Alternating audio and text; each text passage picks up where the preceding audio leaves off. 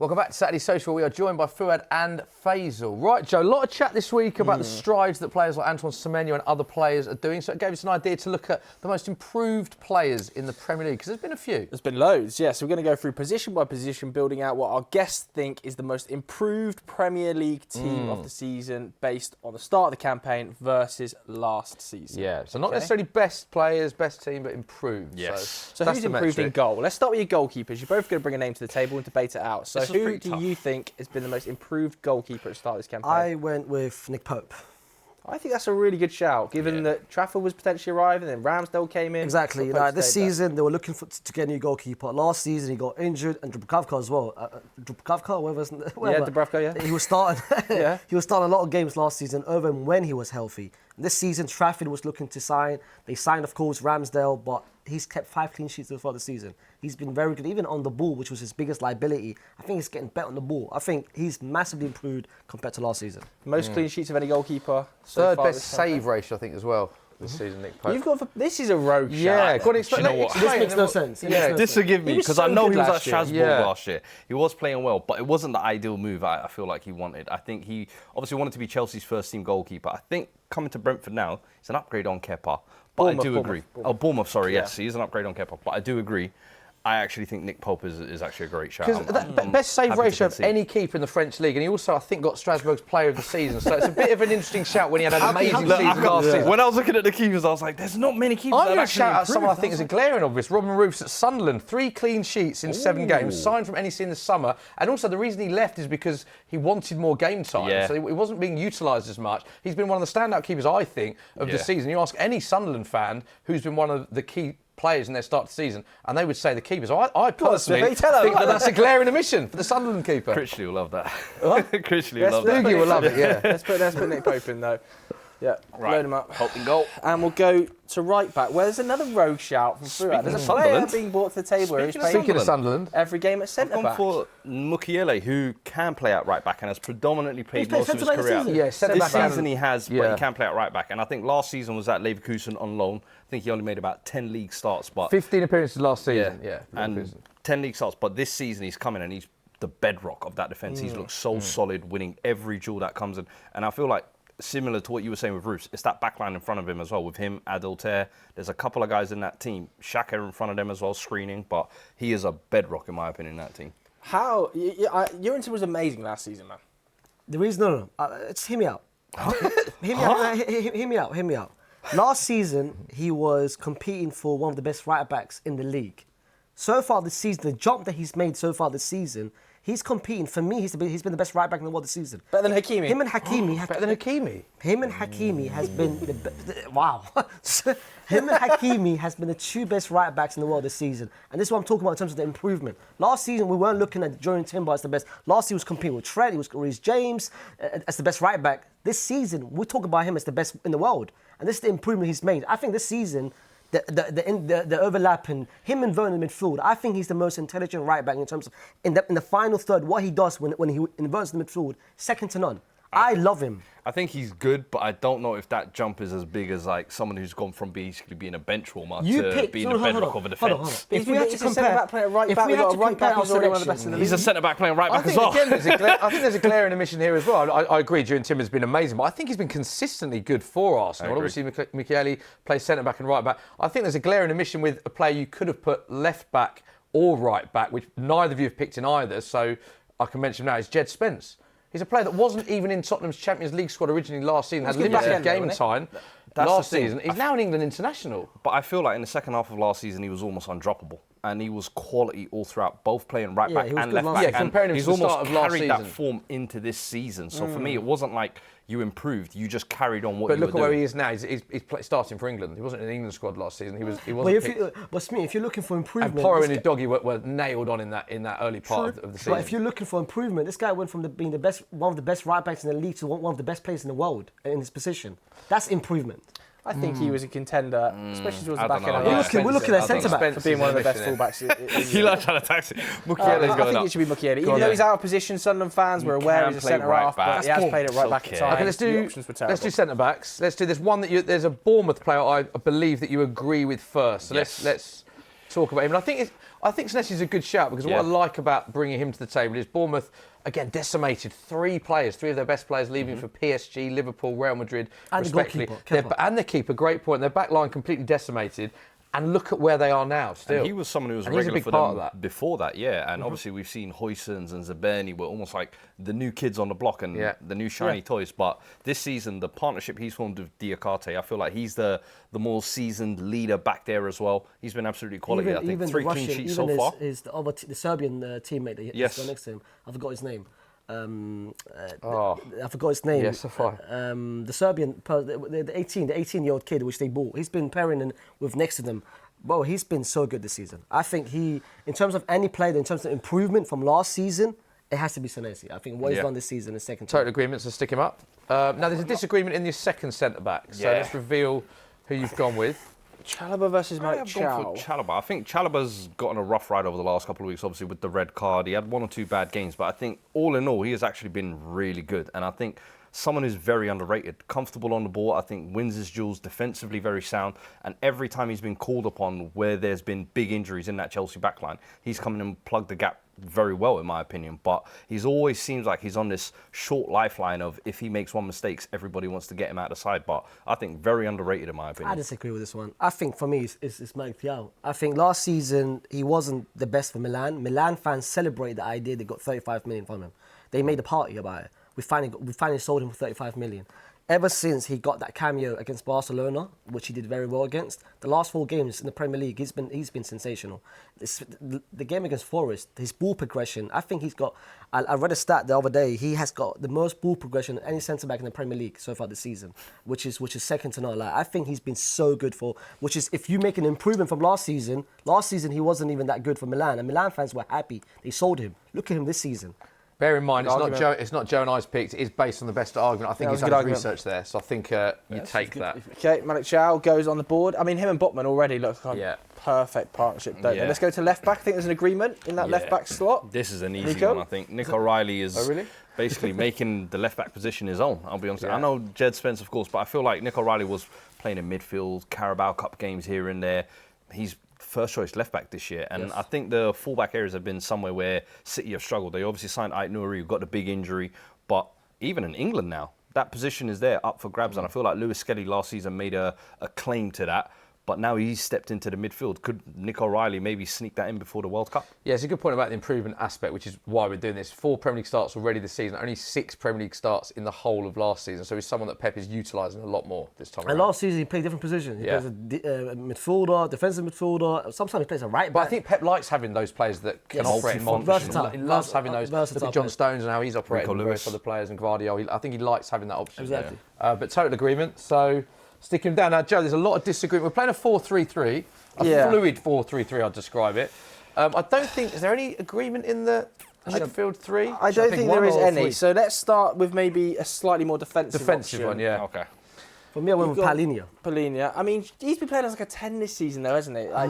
Have you not got Palhinha, by the way, as a Spurs fan? I don't. I don't have Palhinha. He didn't start last season. Bayern Munich didn't even count for him. Vincent Kompany didn't feel like he suited his system because they needed a lot more of a ball progressor. For Spurs this season, you guys are the Spurs fans. For me, he's been one of your best 4 players so far this season. I think he's been, I don't know if this is a bold, I think he's been one of the best signings in the Premier League in terms of bringing a player in and what they've done, how he's impacted. Third most tackles in the Premier League this season. 2 massively important goals. Last minute against Wolves, against Man City as well. And also, he does something that no one else in that Spurs team sort of really does in breaking up play. I think he's been specialises in that. He specialises in kind of breaking up the game. Yeah. The defensive side of the game. For me, he's one of the best in the world, in my opinion. Listen, I didn't want to be biased. I had Kieran Dewsbury-Hall. I think, listen, Chelsea. Good shout as well, by the way. He's got to go in, Kiernan, by the way. Shout. Unbelievable at the start of the season. Incredible. And do you know who he reminds me of a little bit? Scott Parker of yesteryear. Didn't do well at Chelsea, but every other club he went to was a reliable linchpin in midfield for West Ham, Fulham, and he reminds me of that. Was key for Leicester in that Championship season, and I think now at Everton you're going to see him shine again. Do you know what? I think in terms of this is based on improvement and both experiencing lack of game time last season, I think these are both 2 good shouts. I don't know if there's a way you can get them both in. My next 2 selections will make this guy go away. I think you're really harsh. Very good. Should we do the next 2 then and work out where we... Yeah. Don't start putting names on the board. I want to see your other midfield options. Because there could be a world that they can both get in. There could be a world they can both get in. next two. So you're pitching Grealish as a midfielder? Yes. Now you've got just without. You have Grealish later, You've got don't you, Grealish but as a later. winger. Yeah. I've got Okay. Mason Mount and Yassin Ayari. Yassin Ayari last season, you looked at him, but Brighton fans weren't too happy with him.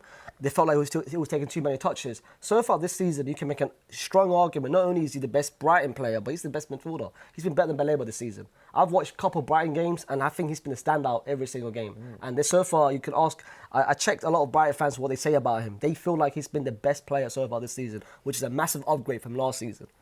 And in terms of Mason Mount, I think United fans can confirm, like, Mason Mount was injured, didn't play a lot last season. In this new role, yes, I think he's playing not in the midfield, he's playing more as a 10 behind, of course, Sesko. But, I mean, last game, because you saw Sesko's back and he's still playing. Sorry, Cunha's back and he's still playing. I feel like the way Ruben wants to play and the way he wants his 10 to press, Mason Mount has to I think start. that's something that has kind of got followed Mount throughout his career, isn't he? That whatever coach utilises him, loves him. Yeah. Like he can follow out a tactical plan to the letter. And the fact he's back fit, he's obviously been massively improved on last season because he wasn't fit enough to play. You've got Enzo. I think he's a really interesting I shout. think Enzo has massively improved this year. I think Chelsea fans are starting to finally see the Enzo that they really wanted when they paid all that money. And he's someone who I think has struggled to find his feet, but Maresca has found a new role for him. He's tweaked it a little bit. He's a bit more of a box-crashing midfielder, you almost feel like. And it seems to work. And Lavia, I think, coming back fit as well. You saw a glimpse of that in the Liverpool game. I think him and Caicedo as a double pivot behind him just gives him that kind of license to really get the best out of him, because I do think he has been misused a little bit in kind of deeper positions. But now you're starting to see it. And I think this season, we could see a better version of Enzo. I think we saw glimpses of the towards the end of last season. Yeah. How good he can become. But if I had to pick a But this season it's more consistent. I agree. If I had to pick an honest midfield three, I would pick Palhinha, I'll pick Dewsbury-Hall, and I'll pick Yassin Ayari. You know what? I can rock with that. Okay, there we go. Total agreement. Some agreement. Stick in him there. up. I like it. Dewsbury-Hall, I think. Palhinha. We didn't really mention him, but you brought him to the table there. You've got him. Look at the state of this layout. sorry. Apologies. I'll sort it out. What's he doing? The worst about it, you put in the DM on the left-hand side. Yeah, I mean, I've not thought about that. You put the DM on the left-hand side. Come All on, right. man. I'll take it. Just for you. there we go. There we go. That's a little pretty now. Okay, let's swiftly move on. There we go. Sorry to all the viewers for witnessing that. You won't get that time back. I think we've got a player you mentioned briefly there. Let's quickly chat about yeah, Jack, we've got to shall talk we? about Jack. Yeah. So you had him as a midfielder, but you've got him in his natural position, who's kind of playing on the left a little bit more. 4 assists so far this season. I feel Yeah. like he's one of those players. You have him in a team that loves him, that adores him, especially Everton. That makes the environment makes perfect sense for him. Yeah, Look I what he's doing so far this season. Of course, the Perfect goal, move for him, isn't it? Perfect Yeah. move, the perfect environment. A team that loves him, the players respects him, and he can do whatever. He's got the freedom, which is what he wants. At City, I felt like that was taken away from him from Pep. Moyes has basically said, "Here's the keys. Do whatever you want from I him." think some players thrive when they're in almost like a smaller, they're the big fish in a smaller pond. And I think he is one of those players like Aston Villa, and even here, the systems are almost kind of catered to get the best out of him. And you see that here at Everton. He's got the freedom and he's playing with Do you confidence. think he's going to go to the World Cup? Because I think there is still debate there, isn't there? He's obviously in incredible form, but you know Rashford's got I think 7 goal involvements in 8 games. Very different style of winger. Gordon, very different style of winger. I think these players that want to run in behind, off the ball, clearly appeal to options. people, Personally, don't I they? think his profile, I think you need this kind of profile in your team. Yes, I know Gordon, I think, will be the starter in the World Cup next year.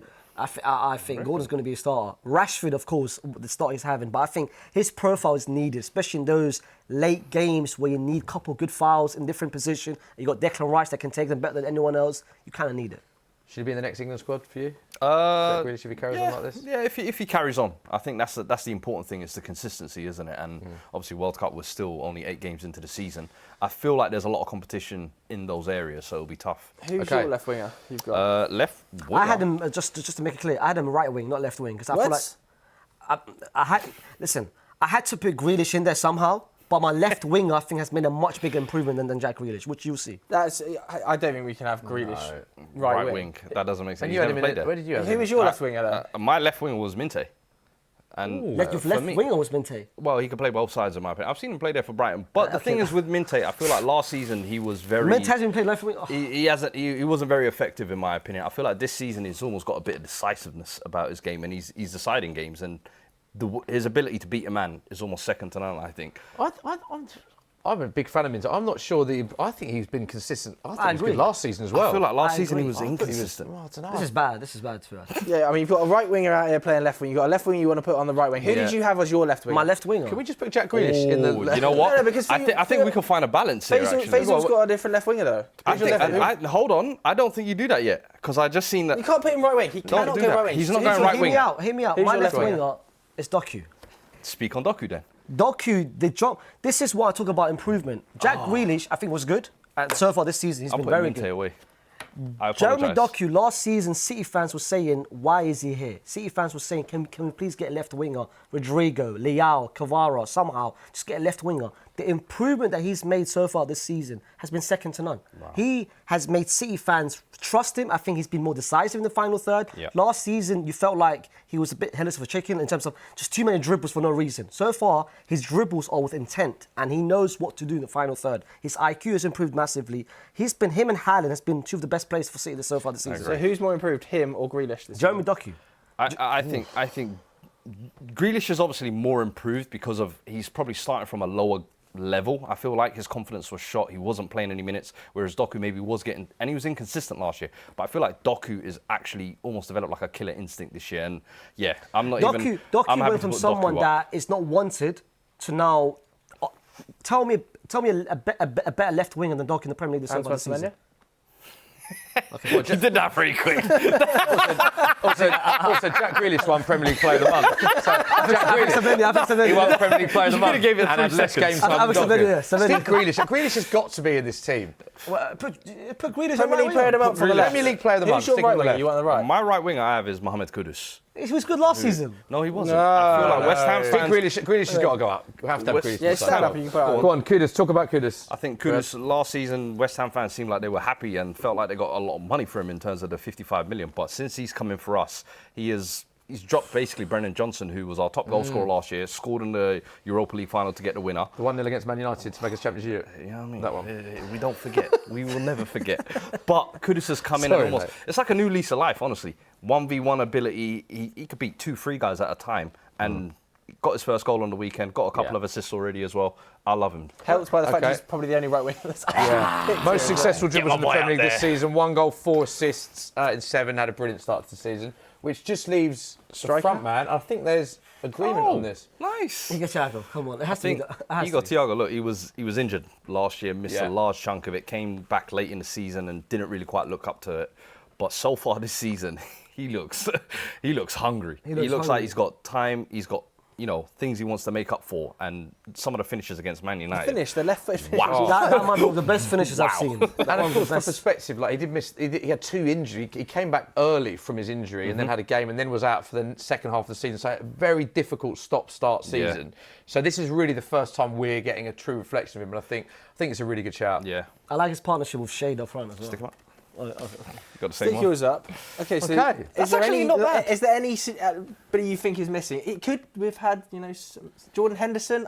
Throwing the name out there. I Jordan think he's been Henderson, It's a incredible. shout, but I do think Palhinha has maybe played a little bit better. I wish Doku would have made it. I don't know, man. I yeah. feel like we're making a massive mistake in here. Like Not having not putting Jeremy Doku, who's for me has been. It's your board. If you want to take Grealish out and put the Premier League player, I'm happy to keep Grealish as well. That's the thing. No. I'm happy to keep Grealish as well. There's no way we can do an improved 11 and not have Jeremy Doku, who's made one of the best improvement. Well, let us know what you think at home. Yeah, let us know. I mean, if you You want want to chuck Madueke in the mix as well? Oh yeah, Noni Madueke as well. Yeah. I think he's a Okay, contender. well, No, let's see right, what you he's not. think. But there it is. There is confirmation of the boys' most improved Premier League 11 so far this season.